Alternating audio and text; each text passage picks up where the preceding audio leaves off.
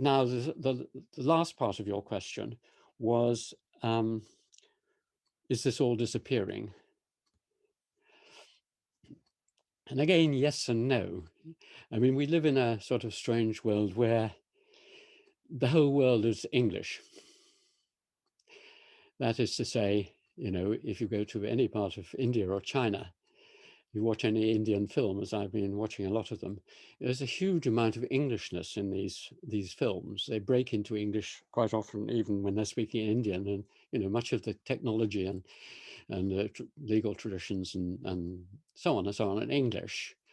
And yes, it's very distinctively different. And the same if you went to Shanghai, much of it is American. I mean, you get Starbucks and so on and so on and so on, and yet it's Chinese.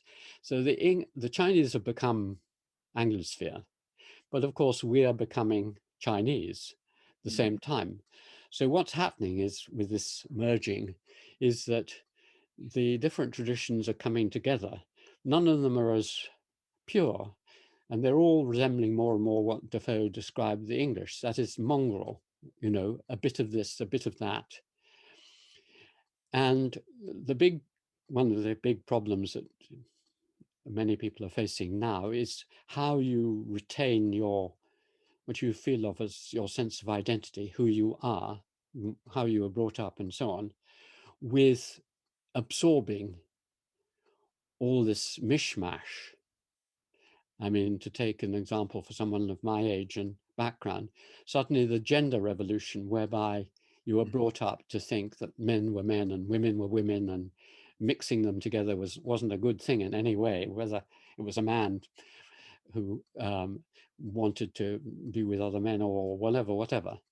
And now, the younger generations and I myself, um, take it for granted that there's really no difference. I mean, it's taken to the extreme that my college, Cambridge, for some reason, the toilets not only became mixed sex, but the sort of descriptions on them, you couldn't really tell. One said with urinals and other said without urinals. Now, what does that mean? With urinals mean you can go and pee in there as well. That it's got to that extent. Now, for me, being an anthropologist, I love all this stuff, and it doesn't really worry me too much. For many people, one can see how undermining it must be as they grow older to have this rush of, I mean, some things are great.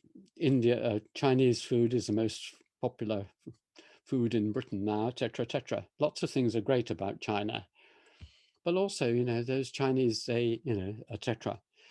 So mixing traditions. But again, one of the, to be topical, the Swiss are just about to have a referendum on whether women should be allowed to wear burqas and face coverings, and they're going to make it illegal in Switzerland, probably, to make for Islamic people.